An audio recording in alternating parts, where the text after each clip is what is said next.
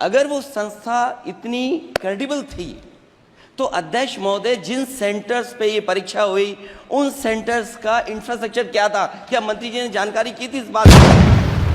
अध्यक्ष महोदय, मेरे आपके माध्यम से एक ही निवेदन है कि बिना ये मंत्री जी रहेंगे तो न्याय नहीं मिलेगा बच्चों को। अध्यक्ष महोदय, मैं आपका धन्यवाद देना चाहता हूं। देश के बहुत महत्वपूर्ण सवाल पर आपने मुझे पूछने का समय दिया है। अध्यक्ष महोदय, ये सरकार किसी और का रिकॉर्ड बनाए ना बनाए, लेकिन पेपर लीक का रिकॉर्ड जरूर ये सरकार बनाएगी। अध्यक्ष महोदय, मुझे इसके बैकग्राउंड में नहीं जाना है कि पूछें। अध्यक्ष महोदय, मुझे बैकग्राउंड में नहीं जाना है कि कब कैसे किस संस्था को बनाया गया है। पूरे देश के छात्र इस पे आंदोलित थे।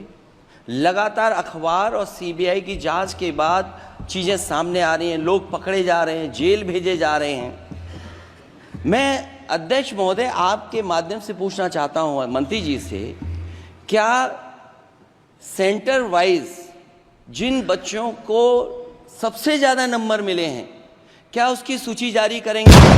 30,000 सीटें जहां हैं, कई सेंटर अध्यक्ष महोदय ऐसे हैं जहां 2,000 2,500 बच्चे पास हो गए हैं। सरकारी सीटें 30,000 हैं, कई सेंटर में 2,000 से ज्यादा पास हो गए।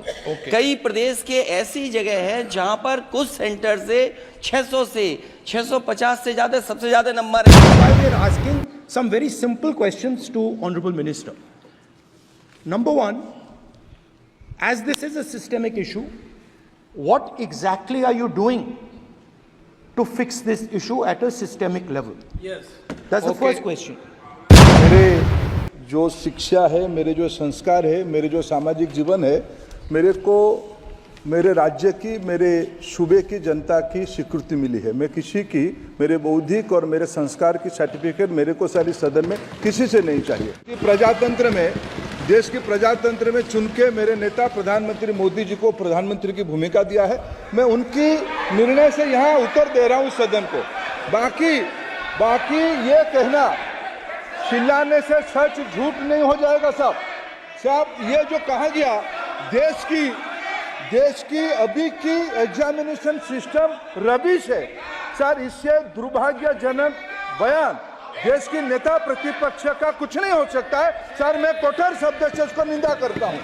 बाकी रहा, मैं सर आपके सामने, आपके माध्यम से देश के सामने सर एक तथ्य रखता हूं सर। जिन्होंने रिमोट से सरकारें चलाई है, 2010 में 3 बिल आया था सर शिक्षा सुधार के लिए। उन्हीं की पार्टी के नेता आदरणीय कपिल सिब्बल साहब 3 बिल लाए थे। उसमें से एक बिल था एजुकेशन, उसमें एक बिल था prohibition of unfair practice bill 2010, जिसकी उद्देश्य एजुकेशन इंस्टीट्यूशन में माल प्रैक्टिस को बंद करना। सर मेरे सरकार की हिम्मत है, अभी हमने पब्लिक एग्जामिनेशन की रेगुलरिटीज में बिल लाए, कानून बनाए। क्या मजबूरी था कांग्रेस पार्टी की, क्या मजबूरी था नेता प्रतिपक्ष की? उन्होंने उस बिल को उल्टा किया, किसके दबाव में उल्टा किया? क्या निजी मेडिकल कॉलेज की दबाव में, उनकी घूसखोरी की दबाव में उन्होंने उस बिल को उल्टा किया था? सच सुनने की सामने नहीं है ये।